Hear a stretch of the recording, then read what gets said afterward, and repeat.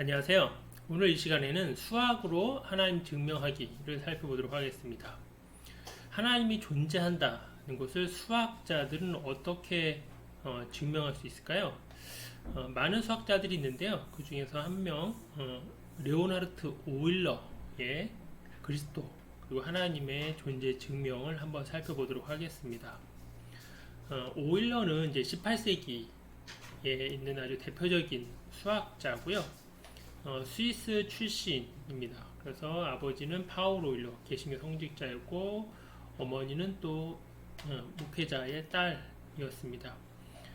오일러는 원래 신학을 공부하려고 해요. 그래서 시브리어, 그리스어, 라틴어, 프랑스어, 러시아어 뭐 그런 거 능통했다. 그러다가 이제 수학으로 방향을 바꿉니다. 2007년이 오일러 탄생 300주년이었는데요. 그래서 300주년을 맞이해서 바젤에서는 기념행사를 개최하고 우표도 발행하고 기념식, 국제 심포지움도 여러 그만큼의 정말 국제적인 그런 행사를 했다고 합니다. 이 오일러는 뭐 정말 머리가 좋은 사람, 그러니까 뭐 천재라고 할 수 있죠. 뭐 이 사람의 수학을 그냥 일반 사람이 알기는 어렵지만 어쨌든 이 사람의 그런 수학에 그걸 응용해서 우리가 지금 쓰는 mp3 음악 파일, 그죠? 그리고 우리가 또 컴퓨터에서 쓰는 이미지 파일을 다 JPG잖아요. 거의 그걸 많이 쓰는데 그것도 다 오일러의 상박함수 덕분에 가능했다라고 이야기를 합니다. 18세기 수학과 관련된 저작의 3분의 1이 오일러의 작품이고 모두 900권의 논절을 저술했다고 해요. 오일러의 초상은 스위스에서 10프랑짜리 지폐에도 다 있다고 합니다. 그래서 오일러를 아르키메데스, 또 뉴턴, 가우스와 같은 반열에 올려놓았고 또 펠만이라고 하는 사람은 갈릴레오, 뉴턴, 아인슈타인과 비견되는 인물이라고 이야기를 합니다. 18세기 전 기간에 발간된 수학, 물리학, 역학, 천문학, 항해학 등 수학과 과학적 업적의 약 25%가 이 오일러에 의해서 이루어졌다라고 후대의 학자들이 인정을 합니다. 자, 오일러의 그 하나님의 존재 또 그리스도의 존재를 수학적으로 어떻게 해석하고 있는지 한번 살펴보도록 하겠습니다.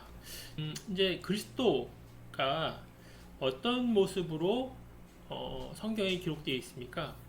하나님의 아들인 그리스도가 이 땅에 내려와서 사람의 아들이 되는 것이죠. 그래서 인자라는 말을 많이 쓰잖아요. 예수님 스스로 인자가 이 땅에 온 것은 섬김을 받으려는 것이 아니라 섬기려고 왔다라고 하는 그런 이야기도 있죠.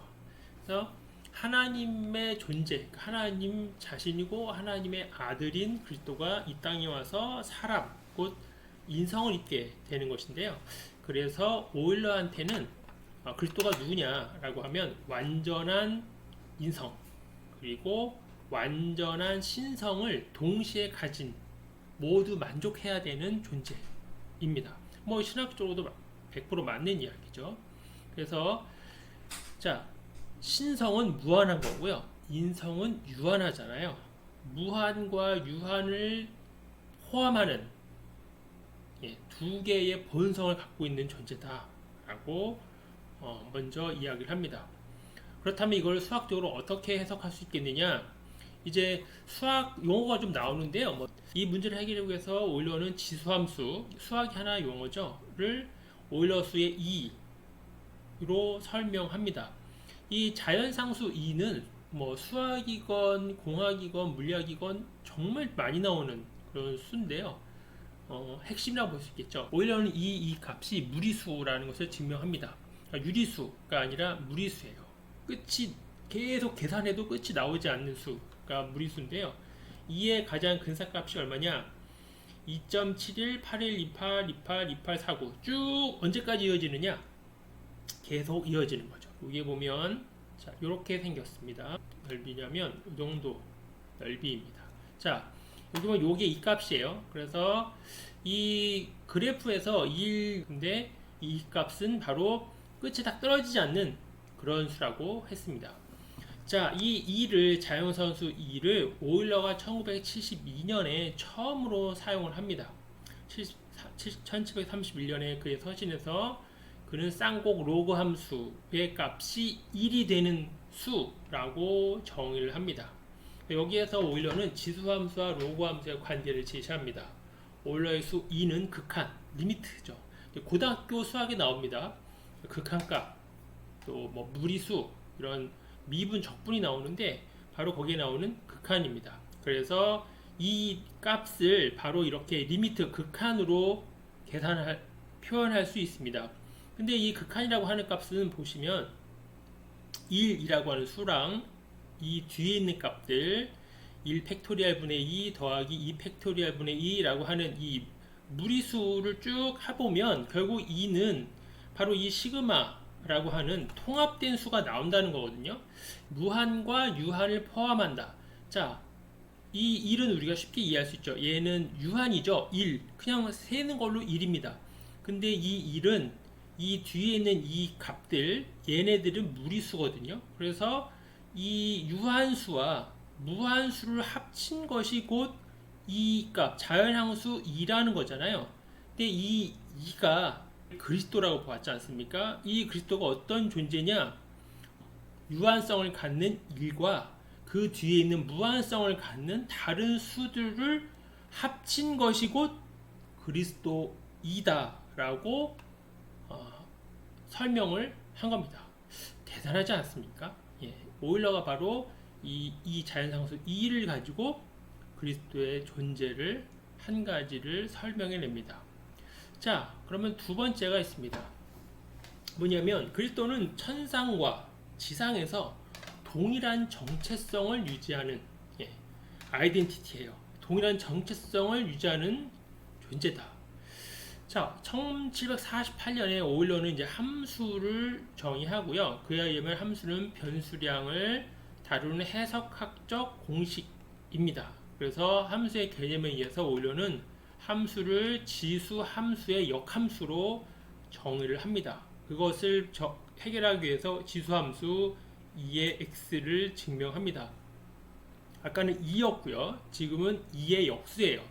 자, 2의 역수인 이 값은 마찬가지로 이 앞에 있는 1과 뒤에 있는 숫자들로 또 이루어집니다.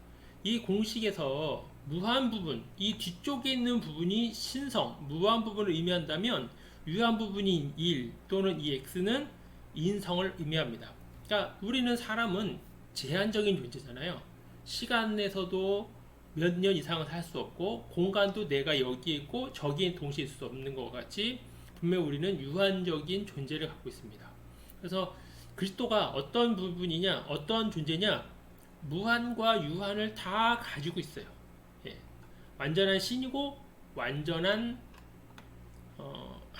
사람이니까요. 자, 그래서 오일러에 따르면 2의 x, 이 지수함수 x는 무한과 유한을 다 포함하고 있으면서 미분과 적분의 결과가 같은 함수다. 미분은 어떠한 것을 우리 면적을 구할 때 넓이를 구할 때 미세하게 자르는 거거든요. 얼마나 미세하게 자르냐? 무한개의 개수만큼 미세하게 자릅니다.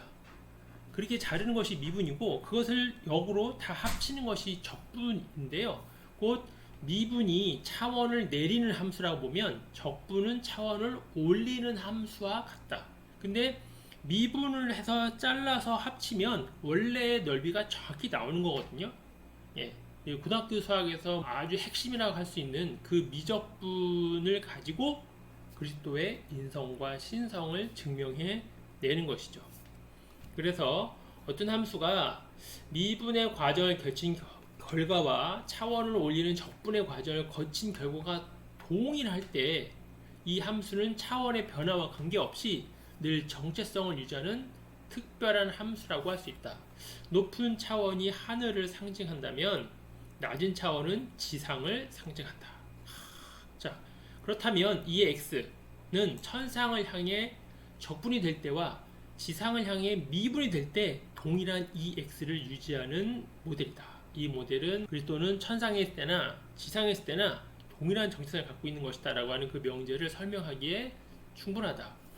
그러면 신이 인간이 되었을 때 과연 그 신은 신으로서의 모든 것을 다 가지고 있는가? 예, 다 가지고 있죠. 그래야만 그리스도가 온전한 신이고 온전한 사람이 될 수 있는 것이니까요.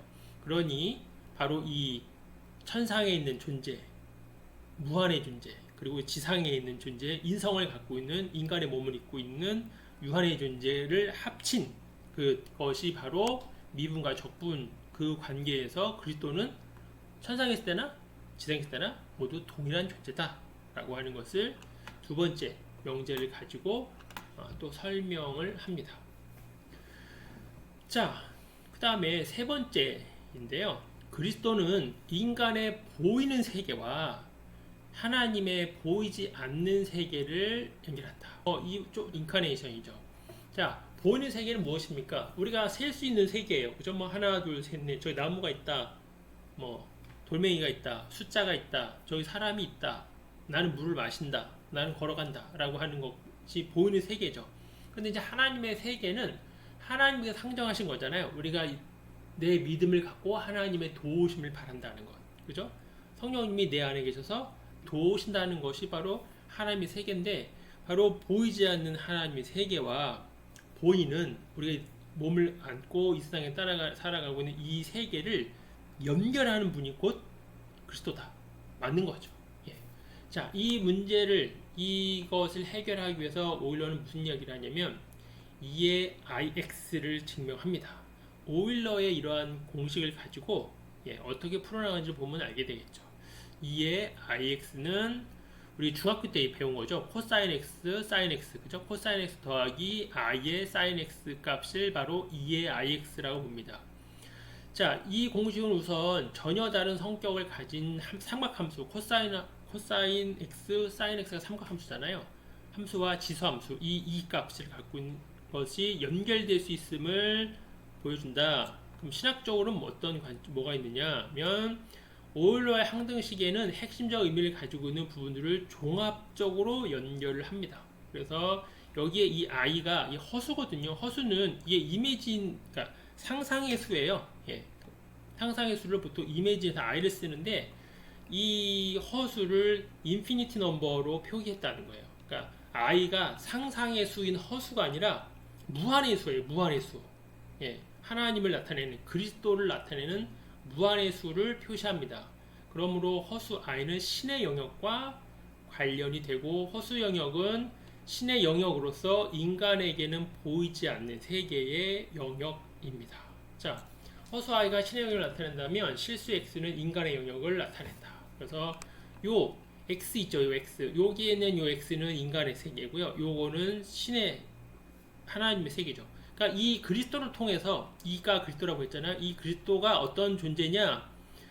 이 허수인, 그러니까 무한의 수인 i와 눈에 보이는 가시적인 세계를 포함하는 것이 곧 그리스도라는 거죠. 그래서 코사인 x는 뭡니까? 코사인 x는 이게 실수거든요. 그러니까 유한수예요. 사람의 세계. 그리고 이 뒤에 있는 i가 붙은 이 사인 x는 뭡니까? 이 i가 곧 하나님의 수, 무한의 수라는 거죠. 그래서 이 앞에 있는 코사인 x는 유한의 수고 유한의 세계이고, 이 i 사인 x는 무한의 세계예요. 그러니까 그리스도는 유한의 세계와 무한의 세계를 연결하는, 더하는, 연결하는 존재다라고 표현을 한 겁니다. 이야, 대단하죠. 예. 그죠? 이 복잡한 수학식을 가지고 하나님, 그리스도, 하나님의 신성, 그리스도 인성을 이렇게 증명해냅니다. 예. 그래서 오일러의 이 수, 이 자연수 2는 그리스도 영역을 나타냅니다. 그래서 오일러는 이 그리스도를 어떻게 표현할 건데 아무도 표현할 수 없어. 왜? 신이니까. 근데 오일러는 설명될 수도 없고 표현될 수도 없는 대상인 그리스도를 무한급수로 정의되는 오일러 수 2는 유한과 무한을 함께 연합하고 있는 영역으로서 표현을 해줍니다. 그러므로 오일러에게 완전한 신성과 완전한 인성을 가진 그리스도는 2의 ix로서 구체적으로 설명될 수 있습니다. 2의 ix에는 그리스도의 무한과 유한이 포함되어 있다. 오일러는 근본적으로 전혀 다른 두 세계를 연합해서 한 구조 안에 설명이 가능한 사례를 보여준다. 오일러는 변함없는 그리스도의 정체성의 사례를 수학적으로 보여줬다.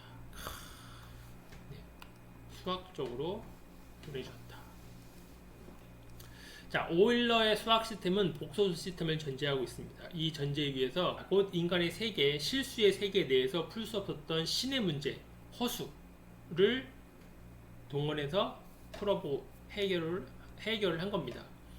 수학의 역사상 가장 아름다운 수학 공식으로 불리는 오일러의 항등식은 그리스도인이 보여주는 클래식의 미학이다라고 이야기를 합니다.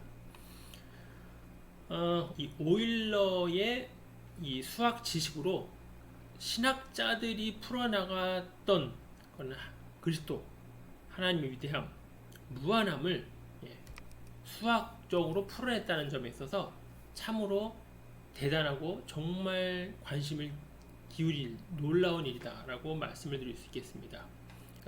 그러니까 내가 신앙인으로서 내가 성경을 읽고 성경을 공부할 때 내가 갖고 있는 지식들, 그것이 무슨 지식인 간에 내가 무슨 일을 하고 있건 간에 그 지식을 통해서 우리는 성경을 읽는 거거든요.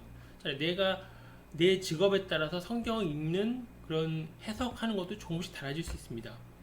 바로 그러한 것이 이 오일러와 같은 수학자한테는 수학의 눈으로 이 성경을 바라봤을 때 다른 사람들은 알지 못하고 이해할 수 없고 깨닫지 못했던 그 부분을 수학을 가지고 이해한 아주 놀라운 이해라고 할 수 있습니다. 다음 시간에 또 살펴보도록 하겠습니다. 감사합니다.